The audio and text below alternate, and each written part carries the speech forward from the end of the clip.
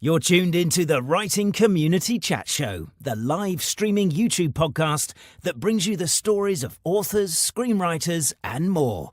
Indie or established, this show's for the community, and we invite you to be a part of it. Head to the writingcommunitychatshow.com for more info. The WCCS. Together as one, we get it done. Hello and welcome to the Writing Community Chat Show.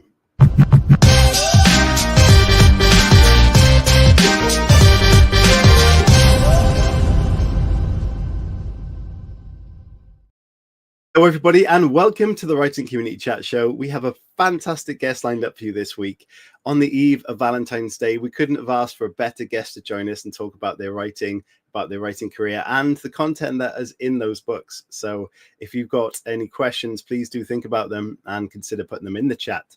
If you are in the chat, then please do enjoy the live element of this show where you can engage with the other people in the chat as well and get your questions asked.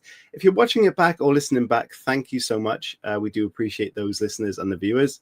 If you want to engage with us at any stage after watching something back, we're on all social media pretty much. So just drop us a comment somewhere and we'll be more than happy to get involved with that. Mr. Hooley is joining us. He is late as usual, but not normally this late. So hopefully he's okay, but he'll be with us very soon. Hello in the chat again.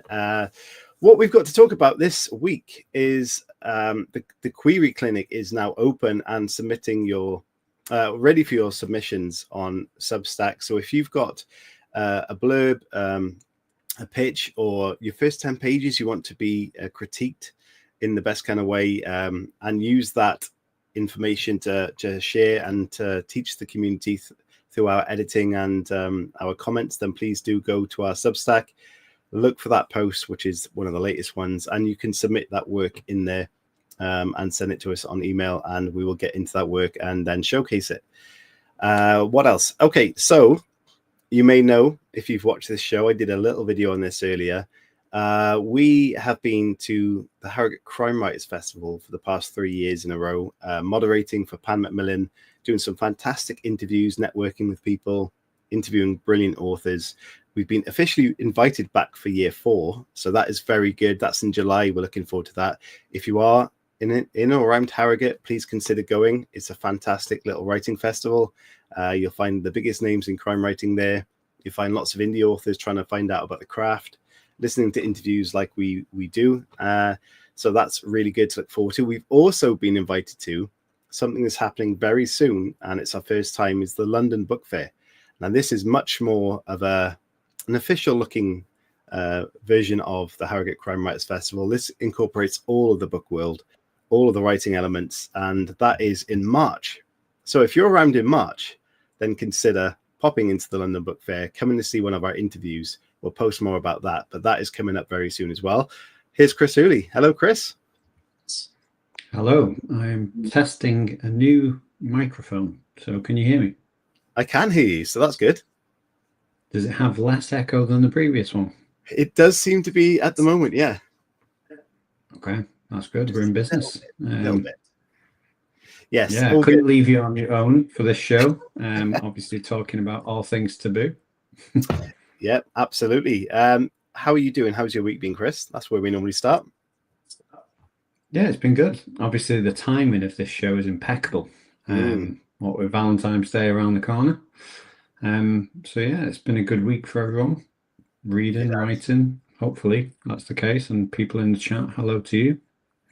I was just explaining how in weeks away, about a month away, we are heading to the London Book Fair for what could be an amazing experience for us, and networking with some more people in the world of publishing, editing, and writing. And we've only at the minute, we've got 2 interviews booked in to do over the 3 days. I think it's 3 days.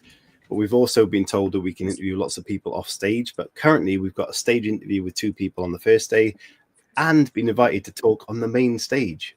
So that's kind of, it's a bit intimidating, but it's also very good for us. So we'll see what happens with that. And we will obviously produce a lot of content for you to see. So yes, we're looking forward to it. Yeah, 30,000 people I get potentially at London Book Festival. So the main stage could be a bit daunting. I read the bio that they made for us before, and I was thinking, who are these guys? It does look quite impressive as keynote speakers. However, oh my god, my desk is falling apart. However, it is a reflection of what we do. So, it's nothing that's fabricated. We are those people. We have that experience, and we have that many shows under our belt. So there is a reason why we're getting these invites, Chris, and it's 6 years of working hard every Friday night, sharing the amazing stories of the community around. Yeah, and out of all the tips we've ever shared, we've never ventured in the tips that are going to be mentioned in tonight's book. So this is a first for us. It is. And like you said, it's so well timed. So what I'm going to do is I'm going to introduce tonight's guest. We're going to get that person on. But like I said, to you guys watching this, please consider putting your comments in the chat, get involved with each other in the chat, talk to each other, make new friends in the chat, but also get your questions ready. So, like you said, it's Friday night. It's the eve of Valentine's Day. And love and perhaps a little bit of lust is in the air. So we've brought an expert. She's the internationally recognized sexologist, a best-selling and award-winning author, and a media personality who spent 25 years helping people navigate the messy, the complicated, and the wonderful world of intimacy. She's a pioneer of the self-help fiction genre, stories that don't just entertain you, but actually change you.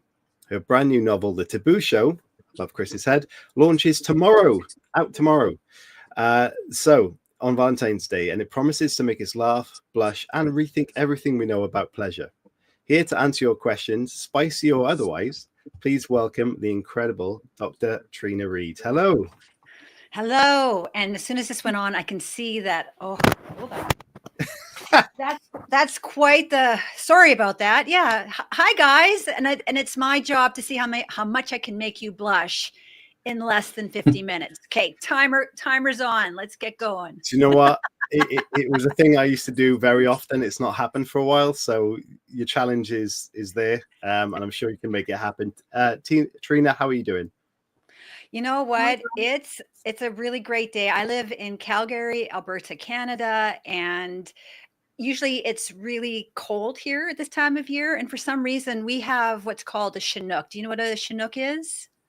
So a Chinook is warm air that comes in from the coast, comes up over the mountains and into Calgary. So here, like the honest to goodness truth is, you can wake up and it's -10, and then by the time you go home, it's +10, and like that's just how we roll here in Calgary.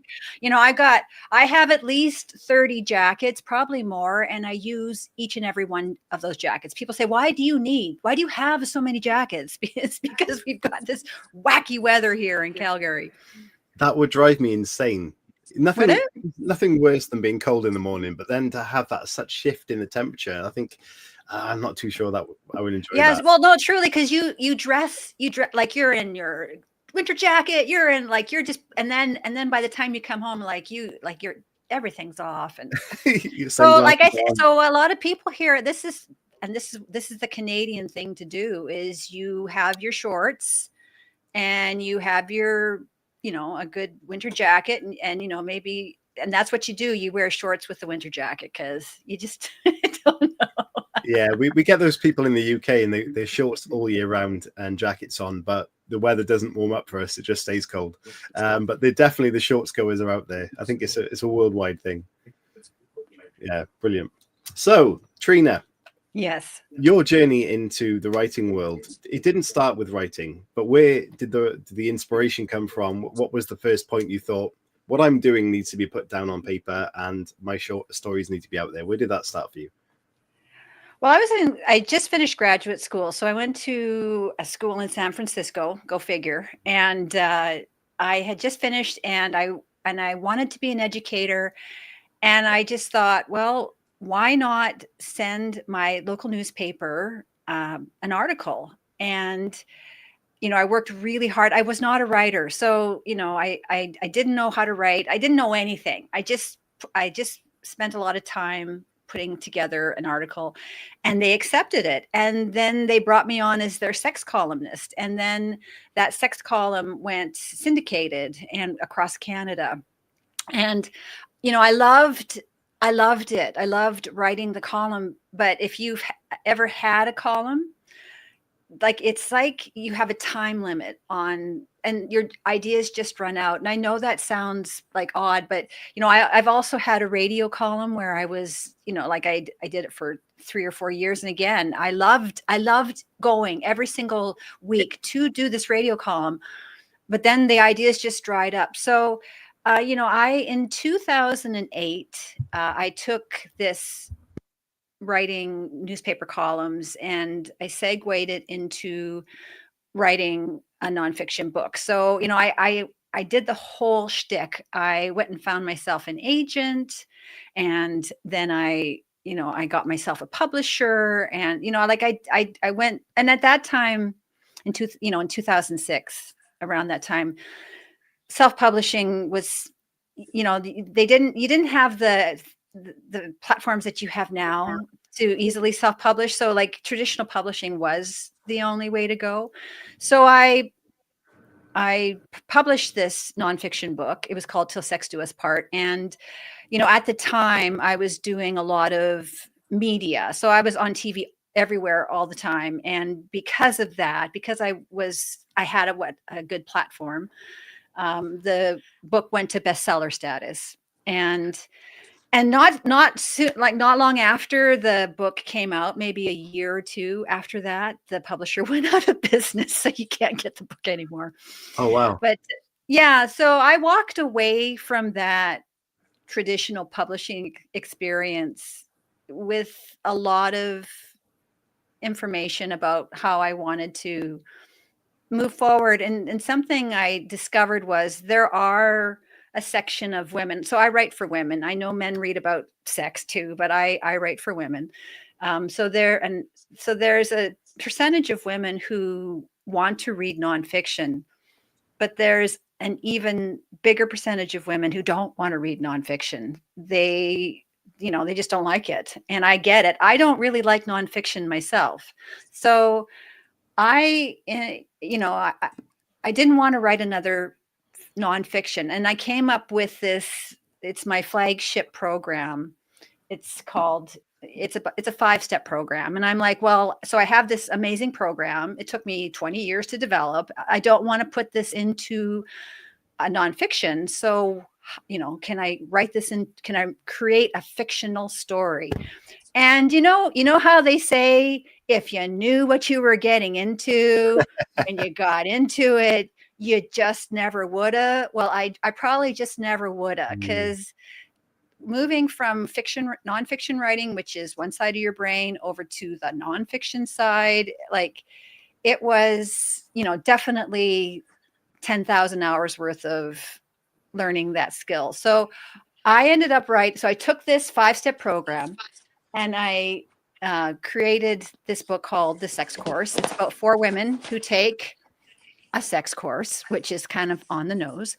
And, and what I really like about it is it's about 4 very different women at very different places of their life. They're, one is single and one is divorced and one is a new mom and one is in perimenopause. So they're all taking in the same information. It's the information that I would teach, but it's really about, how that information is hitting them. So for me, as an educator, I'm always saying, if you want to improve your sex life, you need to do X, Y, and Z. But, I'm on the other side of this where it's like, well, so I'm a new mom and you're telling me this information and this is how I'm reacting to it. So it was, I don't know if that's the character arc journey that you were looking for, but so now the sequel to The Sex Course, which is what we're talking about now, is these same 4 women go into the Taboo Sex Show. You see, I'm on the nose with my titles. So here in Canada, we have had what's called a Taboo Sex Show, and it's like a trade show, and it goes across Canada. It's been going on for at least 20 years. And for many, many years, I was the main stage speaker at the Taboo Sex Show. So all these things happened to me, unbelievable things happened to me. And I put all those adventures into this new book. So, in this book, the 4 women, they each try something at the Taboo Show, and it opens up their world. So it's fun. So the thing is, I'm going to let you talk in just a minute. So the thing is, I really get that when it comes to sex, you have to make it funny.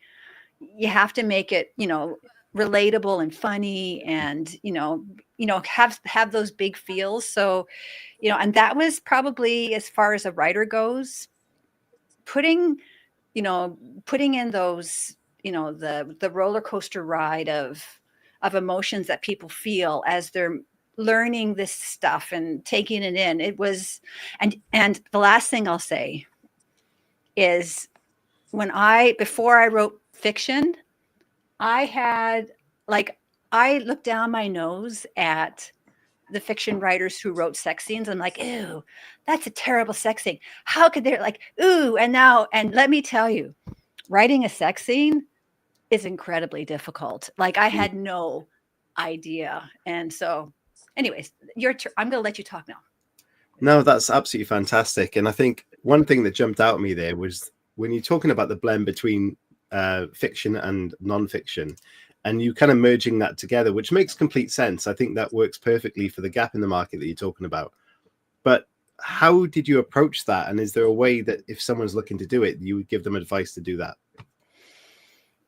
without perhaps leaning too far towards the self-help type element? Because if it's too self-help heavy, it won't read so well as a fiction novel. But if it's too fiction, it won't really give that advice. So how did you blend it to that level, to the level that was so well received? I would, just to be candid, I would say that in my first book, I've got too much self-help in there. Like, it's not like I am teaching a course, and so the professor who's teaching the course is, teaching the self-help, and you're right, it does weigh it down. Like, it's kind of a slog to go through that. So I don't know how to explain this to you. I wish I could, but what happened was I wrote down, like, so for example, one of the characters in the Taboo Show, she takes a tantric course. And so what I did was I wrote down all the things about tantric that I would want people to know. And then I just started editing out, and it was more about her reaction to what the instructor was saying. So it wasn't about what the instructor said. It was about, like, how she was, like, he's like, because the one who takes tantric is a skeptic, and she's like, oh, I don't believe this. This is woo woo. This is crap. Like, she's just not believing this tantric stuff. So, for all of the self-help. So at the Taboo Show, another character and her boyfriend take a G-spot seminar. And, I've taught the G-spot seminar a bazillion times, right? So, like, I was just, going through my speech of what I would say if I was up on stage doing the G-spot, right? And then I just had to, like, take 80% of it out, because even my editor was like, there's, but the thing is, I'm just like, well, if somebody really wants to learn how to do this, shouldn't they be able to find out? But no, if what my job is, and I don't know if this is helpful, but my job is, like, if this piques your interest and you're like, hey, I think I would like to try that with my partner. There's about a million articles on Google that you can look up, or you can go on my YouTube channel, or, there's like a million places that you can find out how to do that thing. So it was really, I've always thought that, the best writers are amazing editors. And so it was really about me editing out, and the self-help are my darlings. They're absolutely my darlings. So I just, it was like cutting a hole in my chest to, like, take this stuff out. But because I just feel like everybody would want to have, this information. But anyways, that's a really long explanation to your really short question. It was quite a long question, to be fair. I know Chris is dying to jump in there, but I've got one question, and it's the G-Spot seminar. Do you remember one question in particular that may have been very funny, or like the weirdest, perhaps, or funniest question that you had from an audience during that time?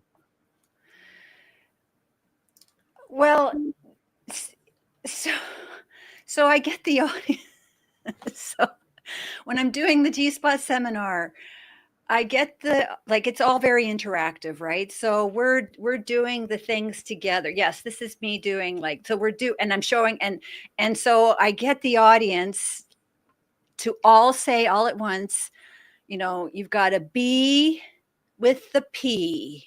So when you're being with the P, you can move into the G-Spot orgasm. So I would say, and I've never had a lot of hecklers, and if I did have hecklers, they're nasty hecklers, and I just don't want to repeat what they say. Yeah. But I did put the nasty hecklers in the book. They're like, "Show us your tits," and I'm like, no, that's not my job here. My job is not to show you my tits. My job here is to give you some education. So, yeah.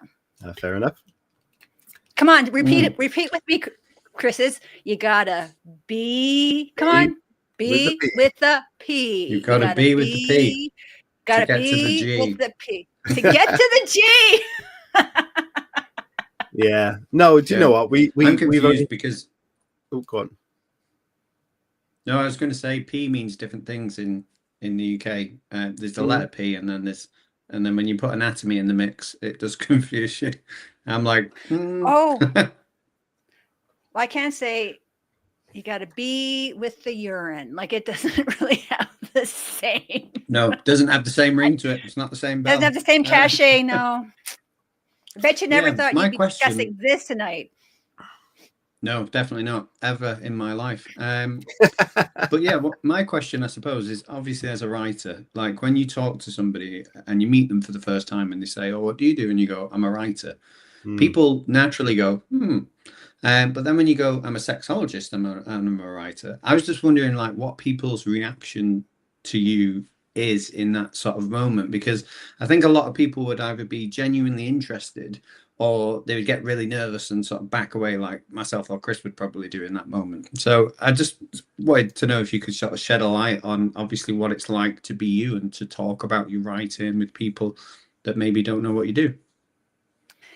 Yeah. So whenever I go to a dinner party or someplace, I actively avoid saying what I do because I suck all the oxygen from the room. It's just like, "Oh, you're a sexologist." Well, and then all focus is on me. And, and I, and people, and then sometimes people start asking me very personal questions. And, I don't know. I sometimes just don't feel like a dinner party is the place to be talking about this. Maybe it is. Maybe I'm just uptight. But yeah, usually when I first started doing this 25 years ago, I would be so happy to talk about being a sexologist. But now when somebody says, "What do you do for a living?" I say, "I'm a writer." And that's all I say. And generally it's like saying, you sell insurance. People aren't interested, that's about the end of the conversation. So sometimes some people say, "Well, what do you write?" And I say, "Nonfiction." And they say, "Nonfiction in what?" And I say, "Nonfiction in relationships." I do everything I can to avoid having that conversation. And if they, and then if there's somebody that I know there, they're like, "Oh, you've got to find out what she does." And then then I have to start, and then and it's not that I don't like talking about things. It's just, it's like the cobbler's kids who don't have any shoes. I just, I'm there and I don't really necessarily want to talk about my job, but and everybody wants me to analyze them. "Oh, tell me about, how I am doing." No, I really don't want to. I imagine you get a lot of questions based on your experiences and your professional side of things. So is there a common theme that crops up a lot when you get asked something? Oh, yes. So it generally is how much sex is normal. Am I normal? I like this. I really like doing this. Is that normal? It's that there's just so much shame in our society about sex, and like you can't like sex too much and you can't like sex too little. You have to like sex just the right amount, and it can't be too wacky and it can't be too boring, but and so like these parameters, people are like, I just don't know what is normal. So that would be, am I normal? And that I like something that's sort of outside of the realm of what we're supposed to be doing, like is that okay? And yeah. And the other big question I get is the G spot.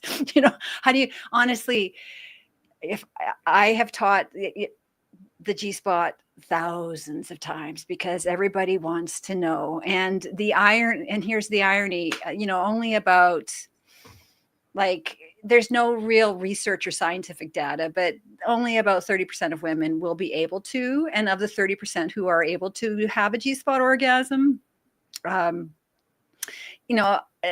of them just won't like it. And some of them, so like it's an even smaller percentage of women who will want to do it on a regular basis. And like, I have a girlfriend who's like, she said to me, like, I don't like being a performing seal. Like, it's just sort of like it's expected of her, like that she can just produce it just like that. And she's like, I just don't like that. So, I mean, the G-spot's supposed to be the holy grail of, giving satisfaction. And like, ironically, 70% of women probably can't. And, anyways, we're getting off topic. Yeah, I was going to ask a question. Obviously, you said about the title, the Taboo Show, being on the nose. But I think as someone who's not necessarily read in this area, like, taboo just sounds like you've got sex and then you've got taboo is the things that are sort of outside the periphery in terms of, they're the things that are sort of people's deepest, darkest desires type thing. So I suppose my question is, what are people going to get by reading this book, and who do you think would enjoy it? That's a great question, Chris. So you're right. The taboo is like, has that connotation to it.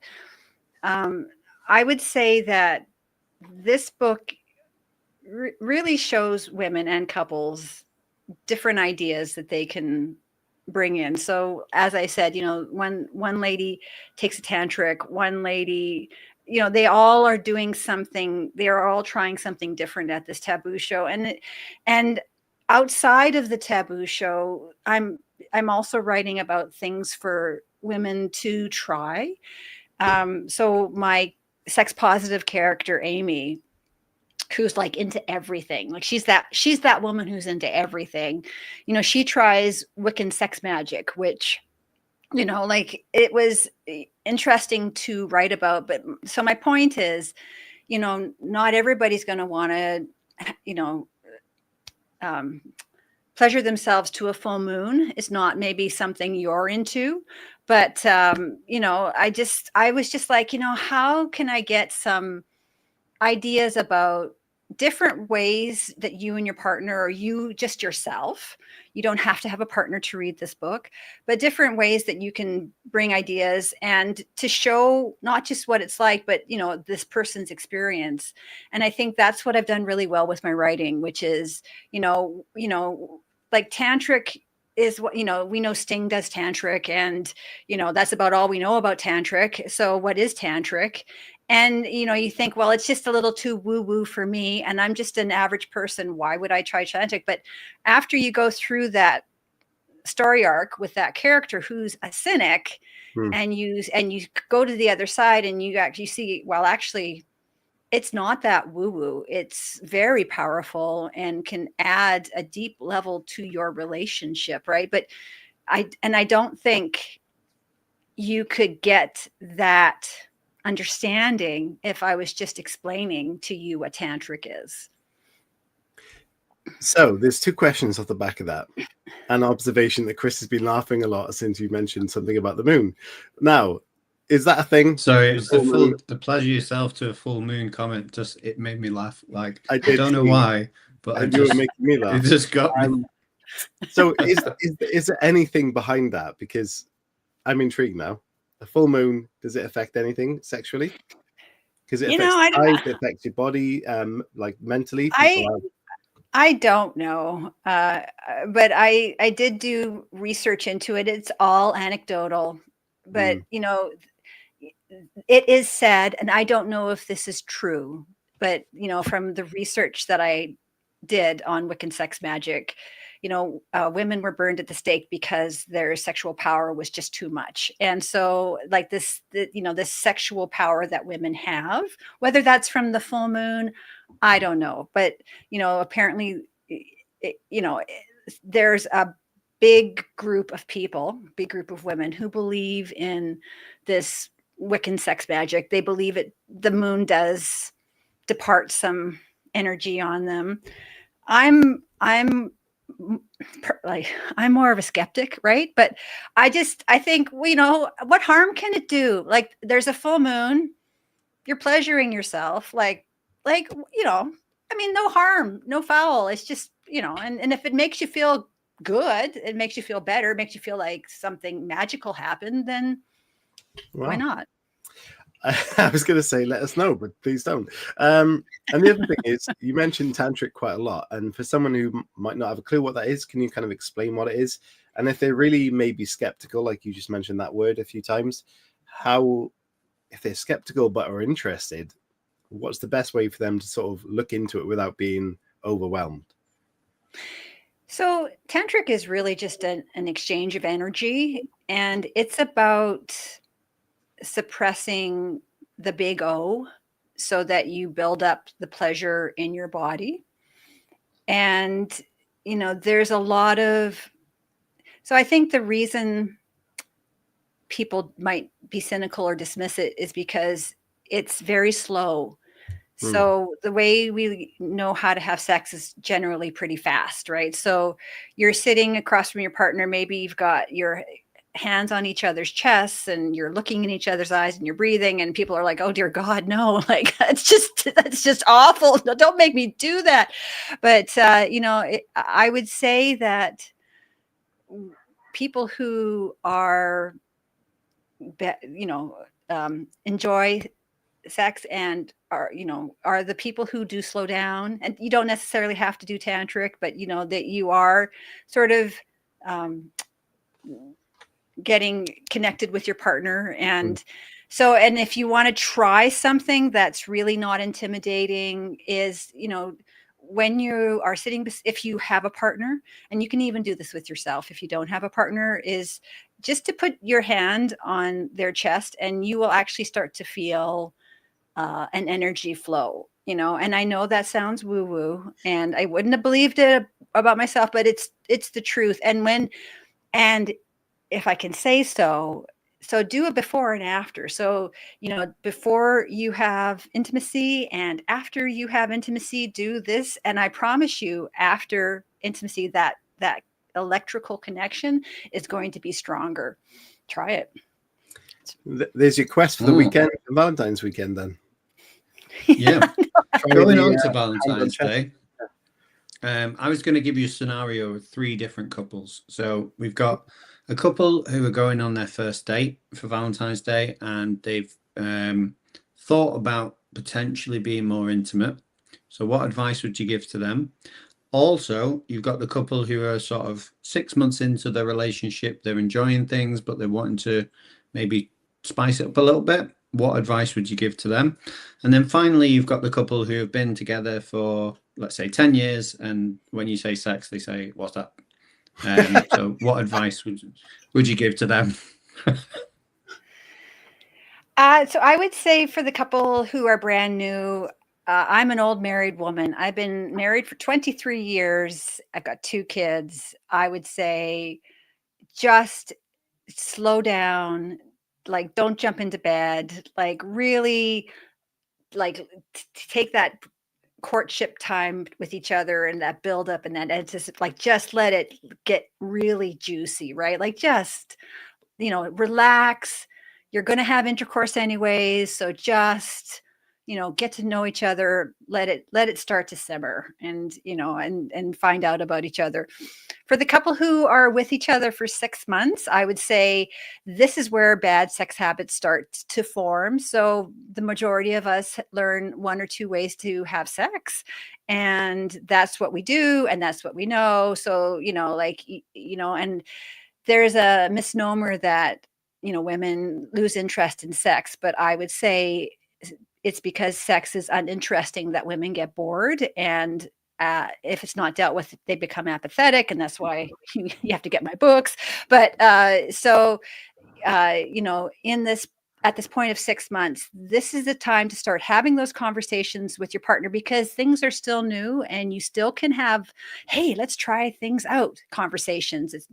Because after about 2 years, that, hey, let's have the, try something new conversations they just stop, which is unfortunate.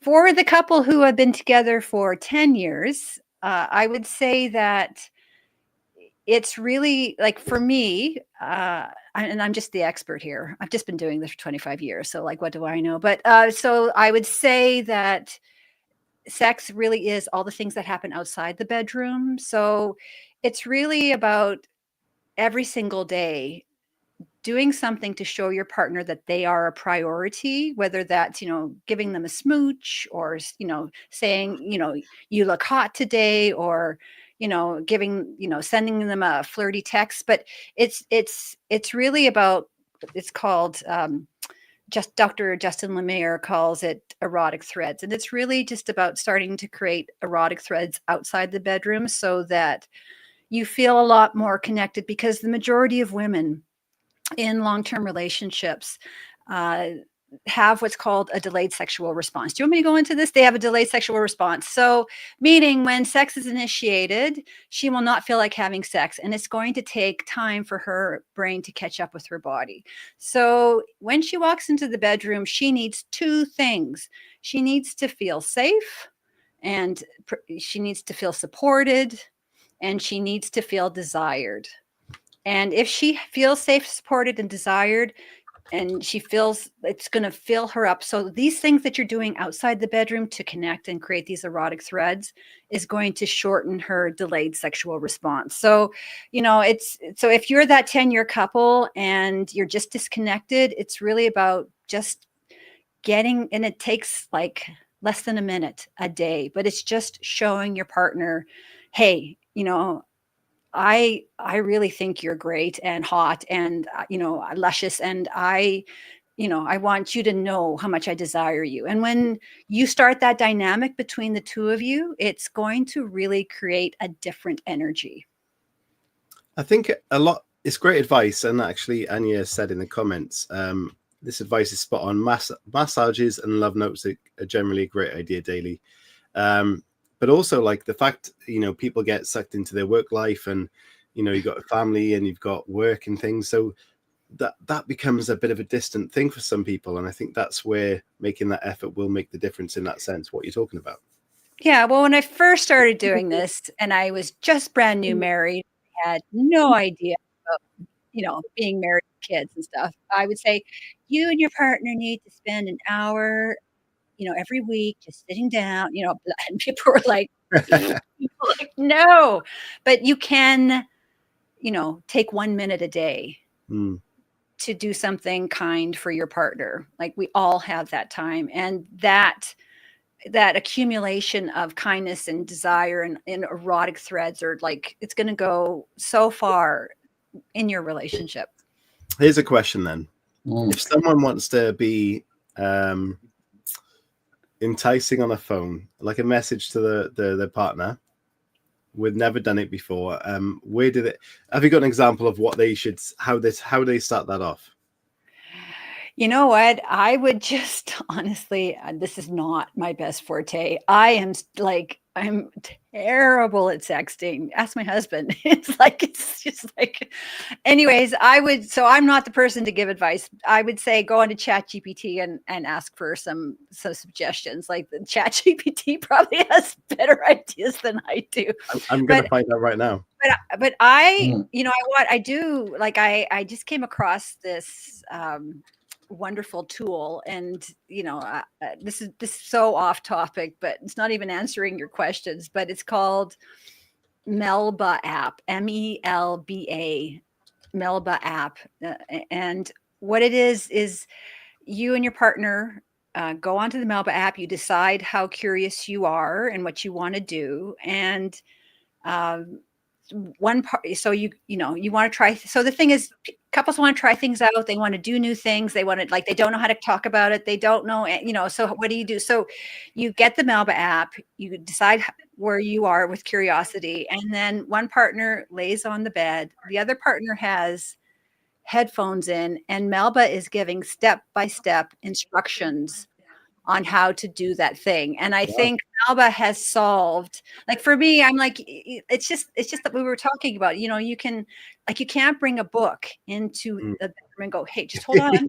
I just have to look this up, wait, just, okay, the instructions are, so I think for couples, there are so many tools out there, and you have, like, you go onto Instagram and you can't swing a cat without hitting a sexpert like me, and we all are servicing different people, different demographics, but all of us have YouTubes, and we all have Substacks, and we all have podcasts. And so, I mean, the ability to get information to help you and your partner elevate things in the bedroom. And also, like, you can, like, my books, I would say my books do a really good job of telling couples what women are really thinking, when it comes time for sex. And sometimes, not sometimes, a lot of times women just do not know how to tell her partner what she needs to tell her partner. And that's not her partner's fault. And that's not her fault. It's just the way things are. And so my book is like, and this is what it is, and I do not hold back. And I think it's this, I think that's a really good place to start a conversation with your partner. It's just like, I had no idea you felt that way. And it's like, yeah, I do feel that way. If that makes sense to you. It does. It does. So I was going to ask another question, which slightly brings the mood down a little bit, but relationships are on the decline in terms of people are actively opting out of being in relationships and being more independent, but also divorce rates are going up at the highest rate that they've ever been. So in your professional opinion, what's going wrong in these relationships? Well, I would say every single relationship, there comes points in that relationship where, there's a big crack and they have to decide whether they're going to stay or whether they're going to go. And like our parents' generation, they just assumed that they were going to stay with their partner. Like, that was just the way you did things back then, whether you were happy or you were not happy. So my anecdotal observation, watching my nieces and nephews in their marriages now, they hit this critical juncture where, they're in the trenches and it's really tough, and, they're hanging on by their fingernails.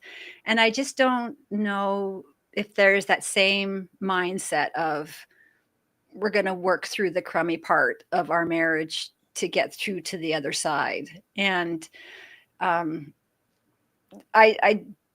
sure that there's many, many other answers.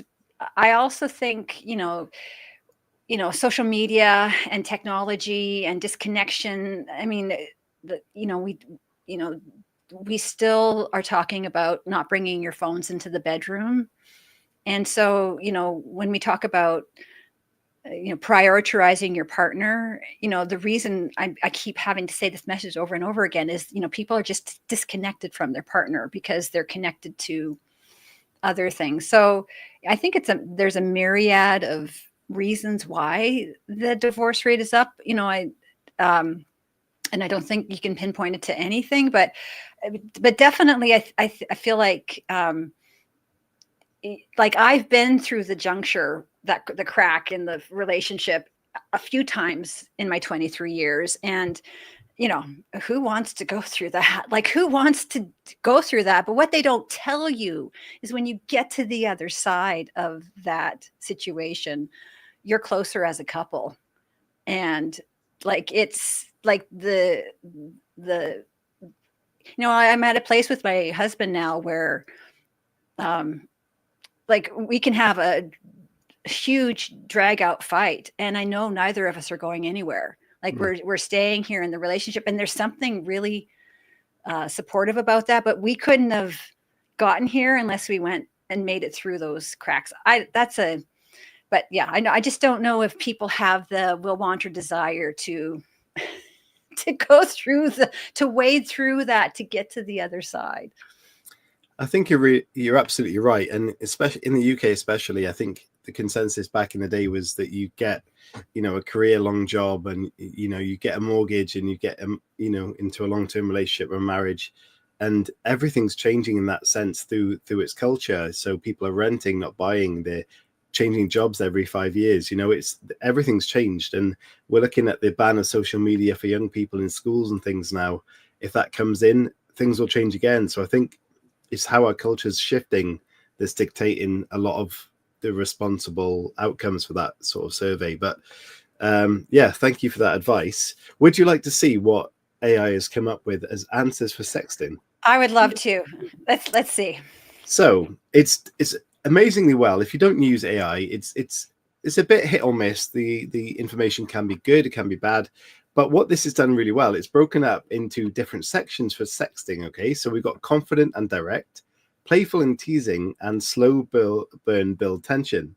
So I'll read one or two out of each and let me know what you think about them. So ask Chris. Ask Chris what he thinks about it, because all right, don't Chris, ask me. Are you ready, Chris?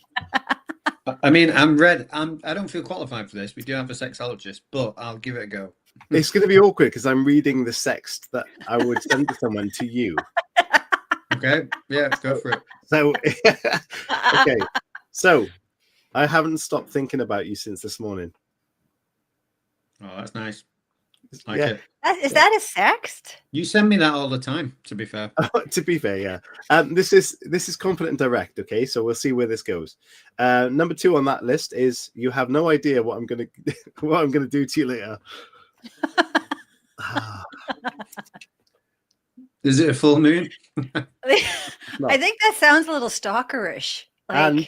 I don't know. Okay. Yeah, it does. Sounds murderish. Clear your evening. I need you. Oh. See, as a man, it could be like, have they got a broken tire? Do they need picking up from somewhere? Yeah. None of those were sexy, I don't think. I don't think AI is the way forward with that. That wasn't under the playful and teasing bracket, which this one is. So as Anya says, they're channeling Dexter's inner voice, or Joe Goldberg, maybe. Playful and teasing says, remember what happened last time we had the house to ourselves? That could be we spent ages cleaning up. Depends on your relationship, I suppose. Binge watch a TV series, maybe. Yeah, I think. Yeah, we're stuck. One of my questions I was going to ask on the back of this, I suppose, and Anya's just reminded me when she said Dexter's inner voice, is what do you think of the portrayal of sex on TV and how the sort of landscape has changed with that in terms of how women are presented, how men are presented, and what you're seeing in fiction that you think is a good thing for people? Oh, I'm so glad you're asking me this question. So my poor husband, when we're watching shows and a sex scene comes on, I'm like throwing things at the TV. I'm like, that's not how it works. That's not what you do. And I'm saying, that's a male producer. That's a male producer. It's a male producer because, only men would be having fun with that situation, and I'm like, do something for her. Wrong hole. Like, so these are all the things that I like screaming. And and now with women producers, we're starting to see like, what women want. So you two probably don't watch the Bridgerton series, but Bridgerton is done with a female director. And let me tell you, it's like, yeah, check, and check, because it's really focusing on what women want to do. And the bane, as far as writing books go, the bane of my existence has always been romance novels. Romance novels really are porn for women, and they give completely unrealistic ideals about, what sex should be and how women should feel. Like, you read things like, the moment his serpent entered my, I felt, yeah, and I was just, and I'm like, no, it's not. It's not how it works. Anyways, so I just had to stop. I can't, like, when I get to, I don't read romance, but when I read books that have sex scenes in them, I tend to skip them because I just can't. I just can't deal with them, like, because it's not how things work. And there are a few writers that are starting to write more accurately and in the romance genre, and full credit to them. But I would say, on TV and in books, how sex is portrayed is very, and please don't get all wiggy on me, but sex is very male centric. It's all about him and his pleasure and what he wants. And, she's sort of the vessel, and she's just going along with things. And it's a big reason why women in long-term relationships lose interest in sex, because that's not how, like, it's just, sex becomes very lopsided because it's very focused on one side, one person's pleasure. And before we get nasty comments, women have to start asking for what she wants. She has to tell her partner what she needs. And the only way that her partner's going to understand is if she starts speaking up. So it's like, it's not anybody's fault. It's just the way things are. Fantastic. I was going to say, up in the chat, I wonder if Chris will ask about that movie. But before I speak about that, you mentioned books about talking about sex and the portrayal of sex in books. So we can't avoid the elephant in the room in that world of books, which is 50 Shades of Grey, which was a massive hit, which was very popular. How, in your mind, was that portrayed? And was it at all realistic to anyone's kind of life? Or was it just maybe there's a very small minority that might have lived like that? So I'm so happy that there are things to help women's desire and arousal. Like, for some women, I talk to women about tapping into her five senses, right? And a good way for a woman to get her juices going is to read a bit of erotica. And so I think 50 Shades of Grey is a work of fiction. And, if you read it and it starts getting your juices going and, like it's going to propel you into the bedroom, then, all the power to you. But as far as, that whole genre, the billionaire, he's got lots of money and, and the woman on, so it's, it's a fantasy. It's like porn. Like, if we're talking porn, we're talking the same thing here. It's porn for women, and porn is just entertainment. People can take it too far, like all of that stuff, but it's essentially just entertainment. What you see in porn is not how you have sex. It's just entertainment. The same is true with romance novels. It's not how we have, it, but, I don't see anything wrong with 50 Shades of Grey if if that's what you like to read and that's going to get you going, and that's wonderful. But the actual writing, I shouldn't say, but yeah, I'm not a big fan. but E.L. James, she hit on a nerve of something that people really, really wanted. So good for her. Yes. I've got a really good question, I think, that I've never had the opportunity to ask, and I think it's worth asking because obviously you mentioned about being an educator, and we try and educate people on the show, obviously about writing, but we also talk about mental health, and we also talk about various different landscapes. And one of the things is that's sort of, if you type into the internet sex, especially as a young boy, that's looking to discover things about it, you might fall into that manosphere trap of negative influences around sex and what sex should be and what it should look like. So I think this is a really good opportunity for us to maybe tackle that section, that if somebody typed in on the internet, what is sex, or how can I have sex, or what should sex be like, for that particular group of people, like young boys, young adults going into that space, for us to be able to sort of combat it now with, like, we've got 5 minutes left, but what would you say to sort of combat all the potential negativity that they're going to come across, and what would your advice be to them in a positive light? So if we're talking about young boys, you said 10? Yeah. No, not 10. Like older, like Teens. basically when they start thinking about sex and developing, probably from puberty onwards, in That's terms of 10. Is it? Wow.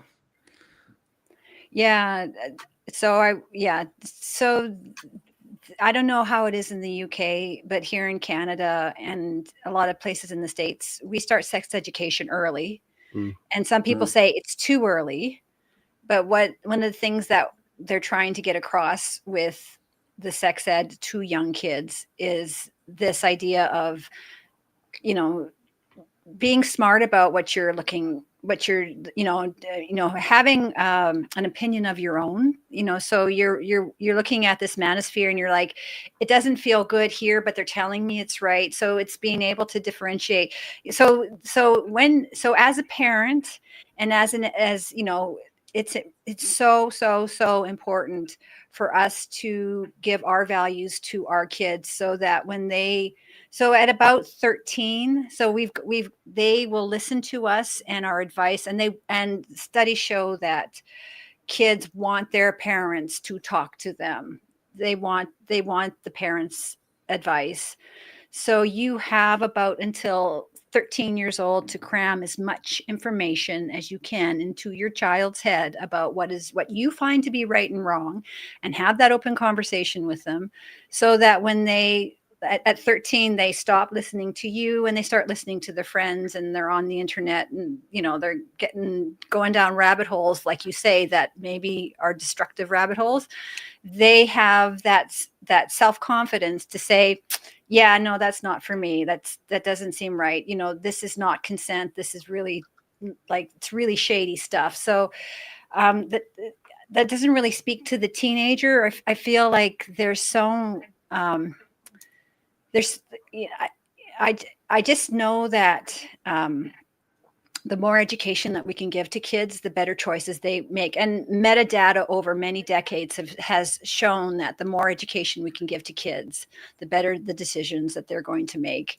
And so, I guess my long answer to your short question is advocate for more education. Yeah. In your schools and online. So many great sexperts online for kids, but there's this idea I've heard it from so many parents. They're teaching my child at 5 years old. Oh my gosh, it's crazy! Like, what's going on? And it's just like, you want it to start at 5, and they're teaching age appropriate at 5, and because this is setting them up for a successful life and sex. Mm. You're quite shocked, Chris, when she said 10. No, was it? I mean, in terms of puberty and stuff, and thinking back to I don't think I was 10 years old when I was thinking about sort of potential partners in that way. Like, I may have had friends and things like that, but I don't think I'd have been 10 years old. I think looking back on it for me, I think maybe sort of 13, I would start to look at other people as if to say, like, oh, I find them attractive. I don't necessarily know what this feeling is.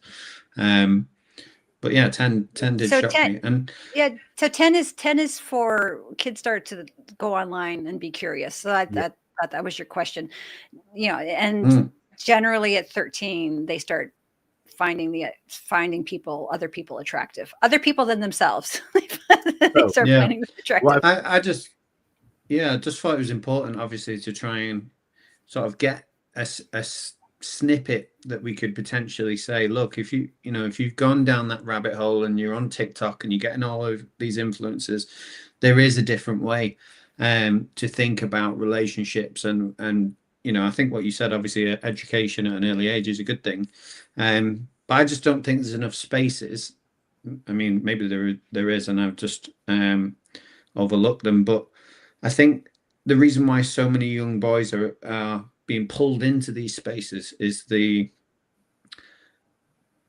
the money, it's the cars, it's the persona that the people are taking on board, and then they're going, oh, I want all of those things, and therefore that person has now become sort of an idol to me, so therefore I have to think and feel the same way that they do. And I think what you said about the strength of a parent being involved in and having conversations with that child is really, really important, so that they don't get lost in that sort of world where, it seems flashy and everything that they want to aspire to be, and they sort of start to mold themselves around that. Like, yeah, it's difficult. And I think back to being a kid, like, I wanted role models at sort of 13. Like, and if I'd have picked the wrong role models, which I could easily see happening now with TikTok, my life could have been very different. But for me, like, role models were like, sports stars, or maybe I had a famous actor that I really liked that I wanted to be like, and they were the good guy in the press and things like that, and they were getting married, and yeah. So I'm just waffling now, but I think it's important that there's a potential space where someone can look. Yeah, we need good role models, definitely do. Yeah. Who's got dogs? It's not Chris. They sound like big dogs. What are they? Hang on, don't tell me the names, because we like to guess. Just one dog? Yes, and he is a Lab and Pyrenees, and he's the most gentle dog, but he is a guard dog, so he's got this ferocious bark. Yeah, and his jam is going for dog walks at -15. So that's his happy place. He's at the dog park and he's high-fiving all the other dogs. They're just. Trina, did you or your husband name the dog? So I think we I don't know, we got him and we just sort of settled on Max, but I call him Moo. I call him Moo. So he's yeah, I call him Moo. So like he answers to my husband as Max and he answers to me as Moo. So I don't know why I call him Moo. Yeah. But I don't think I would have ever got to the Max. So we're just over. So we can wrap it up, we can end it, we can advertise your links and stuff, or I've got like two. Hang on. Speaking of dogs, one just walked in. Come here. Oh my goodness, he's falling over. Oh. So there's Mike. Oh, hello, sweetheart. Oh, you're beautiful. He's very confused right now. So yes, we got 2 or 3 questions I pinched off the internet that people had commented earlier. We can ask them if you've got time, or we can move on to. Yeah, sure. We can. Yeah, it's your time. I'm here. So, where have they gone? Just down here. Okay, we've got a question up here, and this is from David D. How do I bring up a new fantasy to my partner without making it awkward or making them feel like they're not enough?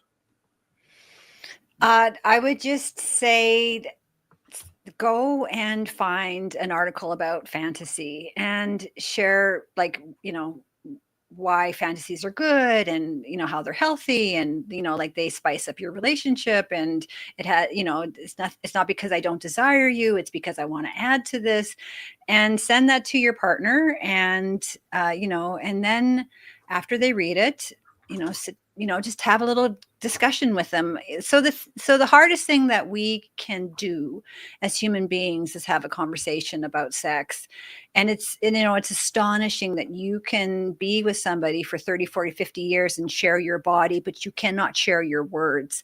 Yeah. So I would say, none of us have practice at talking to our partner about sex, and that's why it's so awkward. But here's the thing. There are so many resources available to you that can help you have this conversation. You could go onto a sexpert's YouTube who's talking specifically about fantasies, and, you can watch that together as a couple. And, full disclosure, the first time that you have this conversation with your partner, I want us to try fantasy, it's going to be awkward. And the thing is, you just need to lean into the awkwardness. Just lean into it. It's going to happen. It's like, the thing is, you're going to have this conversation and neither of you are going to die. It's going to be okay. And when you have this conversation, the next time you want to have a conversation, it's just going to be that much easier, right?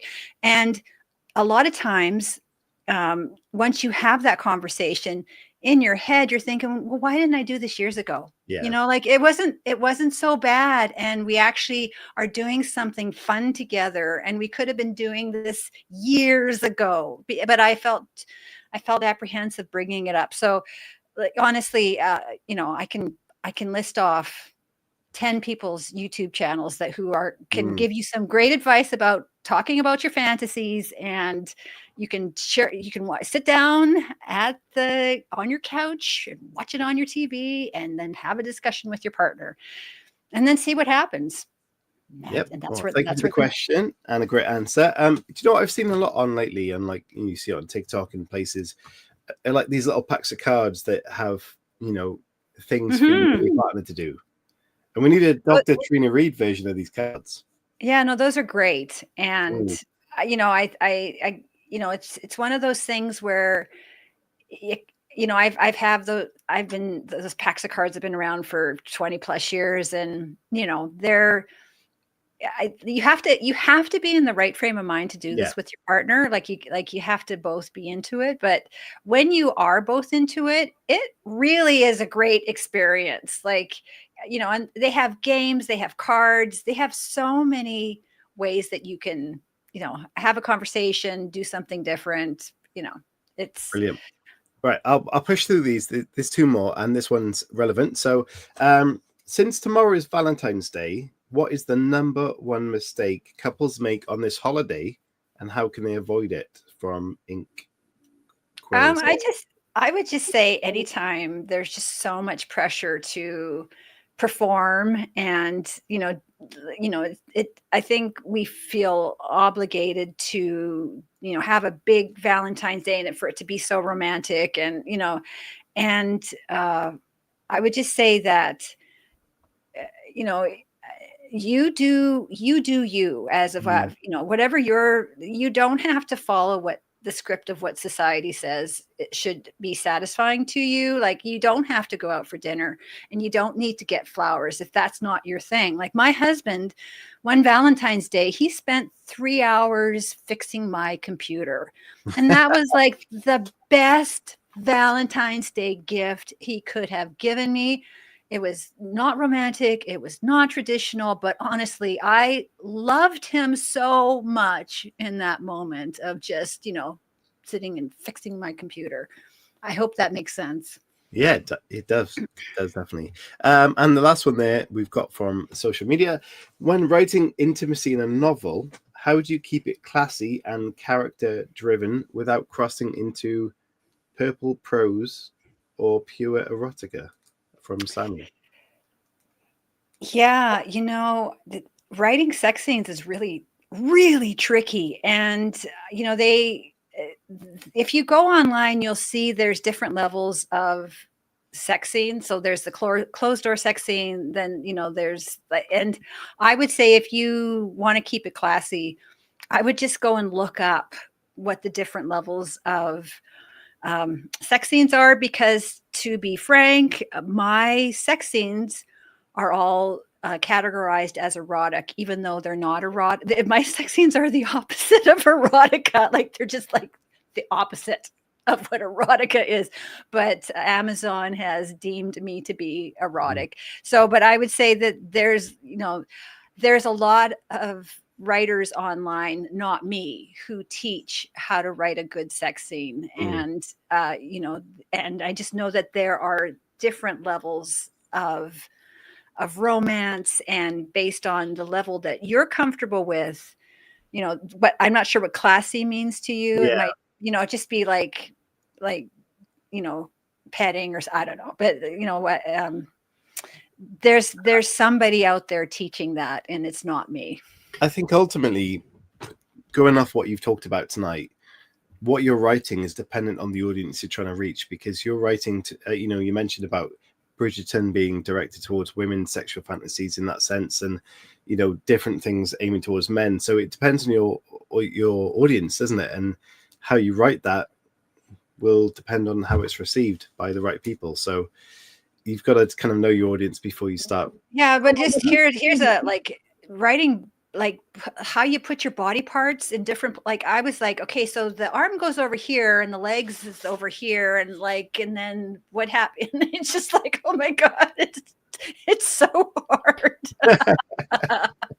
Brilliant. So thank you for those questions, by the way. We don't always get them on social media. It tends to be in the comments, so thank you very much indeed. Before we do wrap this up, Trina, where can people find out more about you? Where can they find you on social media and your website, and how can they buy the Taboo Show, which is out tomorrow? Actually, the Taboo Show had to be pushed to the 28th, so it's coming out on the 28th. Yeah, so anyways, pre-order it tomorrow. Yeah, well, so I do have a pre-order gift bundle. So if you pre-order my Taboo Show, I've got a really juicy bundle of so it's read now and play later, and like the things that are in the Taboo Show I brought into the gift basket. So go take a look. There's some really, really fun stuff there. So if you go to my website, trinaread.com, on the homepage, you'll see the pre-order tab for the pre-order button for the Taboo Show. And you can check it out there. If you want to, and on my website, there's a lot of great handouts. So we're talking about education and talking to your partner, and so for example, on there I've got the 5 pleasure secrets for satisfied couples, and that's a free handout that you can pick up. There's a whole page of them. And if you want to follow my YouTube channel, it's all my social medias are at Dr. Trina Read. So my YouTube, my Instagram, they're all there. So that's the best way to get my stuff. I'm also on Substack, and that's like the Substack is great because I get shadow banned and blocked and everything on all the social medias for what I do. I just got blocked again today on Facebook. And if you go onto my Facebook, like it's pretty vanilla stuff. Like there's nothing salacious on my Facebook, and they shut me down. So I have to get it back up. But Substack is like the Wild West. Like you can do anything on Substack and they're okay with it. So we'll see how long that lasts. But don't let that put you off, because we're on Substack and it's great. It's amazing. Like you go on X and it's ridiculous. You get some things you see on there you don't want to see. Whereas I think Substack, you can do what you want, but it's very respectful from what we've seen. I think it's great. For sure. It's great for authors. I think it really is. It really is. I'm so happy to have gone on to Substack. It's been a really wonderful thing. We've talked about that a lot. So pre-order the book. I have seen on your website that what you can win on there, and it's fantastic. So if you're at all interested in any of these things, if you're still watching or listening, you will be. Go on to Dr. Trina Read's website and pre-order that. We'll put the link in the description. But before we do go, Chris, have you got anything else to add? And there was something I was going to say. It's gone out my mind. Chris, over to you. You're muted, so we can't hear you. Oh, I was going to echo the doctor's words. I was just going to say, do Valentine's Day however you want to. And that includes everyone. If you're going on first date, if you sat at home alone, like just do what you want to do tomorrow. Enjoy yourself. And share the love by liking this video. It's not a full moon tomorrow, is it? Maybe it is. It must be somewhere. Yes, if you are going to do a full moon job or any kind of job, the word job is not the right thing to say right now. Remember to put your hand on your chest before and after, and then, see what the difference is. Brilliant. Trina, this is the most interesting conversation you've had for a very long time. It really is. There are still so many questions to ask. Trina, thank you so much for joining us. Honestly, it's really interesting. There's it's what blows my mind is you're absolutely right with everything you talked about, and people share their bodies endlessly, but don't share their minds enough, and that's what's kind of the scary thing, sharing your mind. So if anyone can take anything from this, it's open up to each other and pick up the books and learn what else you can do as well. So thank you so much from me. You've been a great guest, and thank you very much. Thanks for having me, guys. It was delightful. You two are delightful. That's very nice of you. Everybody have a fantastic Valentine's Day tomorrow. And like Chris said, if you are on your own, it's absolutely fine. There are plenty of rom-coms, Chris Hooley, that they can watch. Yeah, there's loads. I can't remember that. How can I not remember them? I'll think of any. No, okay. Brilliant. So lots of rom-coms you can watch if you really want to get in that mood. But if you want to avoid it completely, do that as well. But if you are in a relationship, you are having a great Valentine's night, please do enjoy yourselves. But everybody, if you're not and you want to write, do that as well. We'll be supporting you, but we'll see you next week. The best thing is, please stay safe, have a great weekend, and hope you've enjoyed the interview. Leave a comment, hit the like button, and subscribe if you haven't done so.